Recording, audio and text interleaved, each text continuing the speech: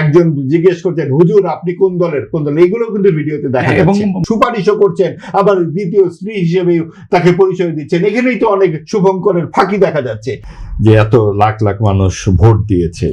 এই সংখ্যা তো আমাদের শুরু থেকেই ছিল যে 3 থেকে 6% বা 7% ভোট কি করে 1 লাখে 36% জামাতের টেবিলে গেল। এটা নিয়ে কিন্তু নানান ভাবেই কথা হয়েছে, এবং যখন আমরা এটা বিভিন্ন জায়গায় আমরা কথা বলছি বা বোঝবার চেষ্টা করছি, তখন আমাদের মধ্যে নানান ধরনের সংখ্যায় এসেছে।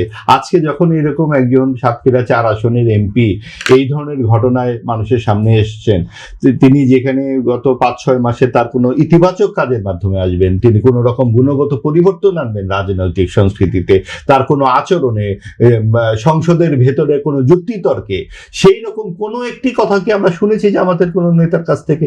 সরকারকে কোনো রকম প্রশ্ন তারা করতে পেরেছেন, কোনো জবাবদিহিতার আওতায় আনতে পেরেছেন? একটি বাজেট অধিবেশন হলো, আমরা তখন শুনেছি ফ্রিজ, পর্দা, কি ওভেন ইত্যাদি নিয়ে আলাপ শুনেছি, গাড়ি চাই, অফিস চাই, এসব নিয়ে আলাপ। যেই আলোচনা রেজা কিবরিয়া সাহেব করেছেন বাজেট নিয়ে, সেই ধরনের কোন সমালোচনাও আমরা জামাতের সরকার দলের সদস্য তিনি যে সমস্ত প্রশ্ন করেছেন সেই প্রশ্নও কিন্তু কেউ করেননি। আপনি বলতে পারেন ভাই আমরা তো অভিজ্ঞ নই, কিন্তু অভিজ্ঞতা ছাড়াই আপনারা যেই কাণ্ড করেছেন, আপনারা যদি এই ধরনের যে করাপশনের বিরুদ্ধে, যে জান্নাতের টিকেট ইত্যাদি নানান কথাবার্তা শুনতে কিন্তু ভালো লাগে, করাপশনের বিরুদ্ধে আপনারা জেহাদ ঘোষণা করেছেন, এই যে কাণ্ডটি হয়েছে সেটা করাপশন নয়? যখন আমরা ভিডিওতে দেখছি একজন জিজ্ঞেস করছেন হুজুর আপনি কোন দলের, এগুলো কিন্তু ভিডিওতে দেখা যাচ্ছে।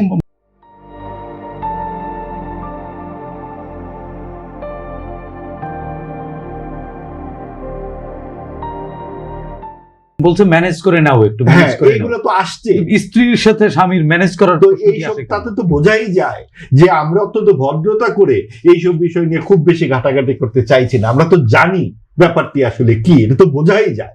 একজন 16 বছরের একটি মেয়েকে নিয়ে আপনি এইভাবে, একজন এমপি, তার যে সামাজিক এবং রাষ্ট্রীয় অবস্থান, সেখানে কি এইভাবে গিয়ে তিনি বসে এইভাবে কথা বলতে পারেন? তার দরকার আছে আদৌ? এবং এই যে বিষয়গুলো আসলে কোন জায়গায় আমাদেরকে নিয়ে যায়, এবং তাদের যোগ্যতা এবং দক্ষতা, রুচির মাত্রা কোন জায়গায়, সেটাও তো আমরা বুঝতে পারি। আমরা যখন জুলাই সনদ হলে এগুলো হতো না।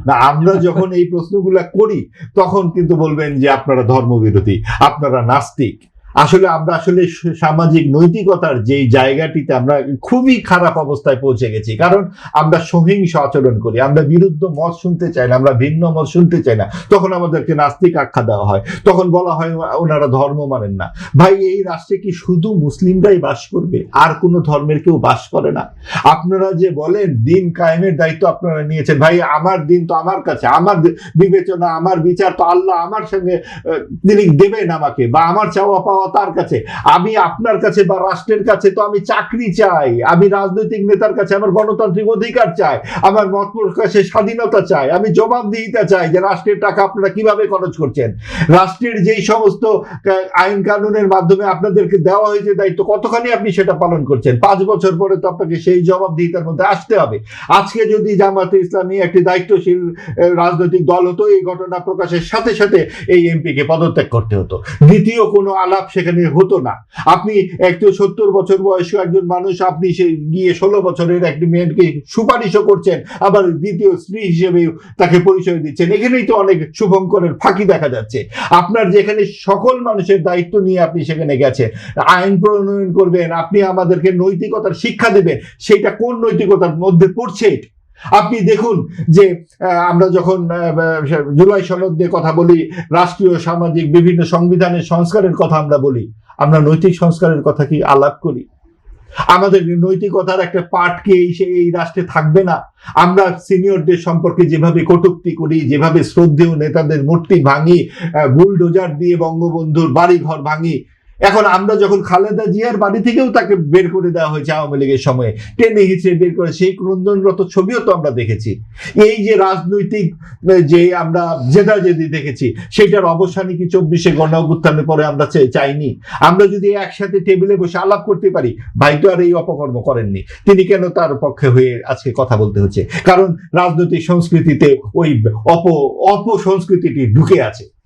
তারা তো প্রত্যেকেই এই অপরাধী নয়, তাহলে একজনের অপরাধী আরেকজনকে কেন শাস্তি দেবেন আপনি? আওয়ামী লীগের প্রত্যেকেই খুনি নয়, তাহলে আপনি তাকে কেন খুনের শাস্তি দেবেন? কেন তাকে কিন্তু আমরা 17 বছর ধরে আওয়ামী লীগের প্রায় প্রত্যেক নেতারই আমরা কিন্তু একের পর এক গুম, খুন, অন্যায়, অবিচার আমরা দেখেছি, শোষণ দেখেছি। হ্যাঁ, এবং সেই জন্য তাদের পতনও হয়েছে। আমরা মানিক নামের যে জাহাঙ্গীরনগর বিশ্ববিদ্যালয়ের যে ধর্ষণের সেঞ্চুরি করেছিল যে ছেলেটি, তখন আমি ওই বিশ্ববিদ্যালয়ের ছাত্র এবং আমরা তার বিরুদ্ধে আন্দোলন করে তাকে সেইখানে, আপনারা জানেন, আপনারা তখন হয়তো জন্মও হয়নি, 98 সালের ঘটনা, এবং সেটা আপনি একটু গণমাধ্যম ঘাটলেই পাবেন। দেশ ছাড়া হতে বাধ্য সেই হয়েছে। দেশ ছাড়া করা হয়েছিল, এবং জাহাঙ্গীরনগরে এই ঘটনা কয়েকবার ঘটেছে। নারী নির্যাতন বিরোধী, সেখানে যৌন নিপীড়ন বিরোধী অনেক আইন প্রণয়ন হয়েছে। এটা আওয়ামী লীগ যেরকম খারাপ কাজ করেছে, এইরকম খারাপ কাজ, এই যেটা গণহত্যা আমরা বলছি 24 আগস্টে, এটা কিন্তু একদম মাত্রা ছাড়া। এর আগের যে রাজনৈতিক অপরাধগুলো হয়েছে, হত্যা হয়েছে, 21 আগস্টেও কিন্তু অনেক বড় হত্যা হয়েছে, 23 জন মারা গেছে। রমনার বটমূলে হত্যা হয়েছে, ব্লগার হত্যা হয়েছে 13 সালে আওয়ামী লীগের সময়ে, হুমায়ুন আজাদকে কোপানো হয়েছে সেটা বিএনপির সময়ে, এবং 21 আগস্ট তো বটেই, 15 আগস্ট হয়েছে, জিয়াউর রহমানের হত্যা করেছে, অনেক বড় বড় রাজনৈতিক ঘটনা ঘটেছে, হত্যাকাণ্ড হয়েছে।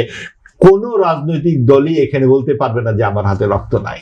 কিন্তু আওয়ামী লীগ যেটা করেছে 24 গণ অভ্যুত্থানে, সেটা অনেক বড়। নিজের দেশের মানুষের গায়ে নিজে গুলি করেছে। এগুলো নিয়ে অবশ্যই বিচার হতে হবে, কিন্তু তার মানে কিন্তু এইভাবে বলা যাবে না যে নজরুল সাহেবের এক ধরনের অনৈতিকতার কারণে আমরা কামরুল সাহেবের বিচার করতে বসবো।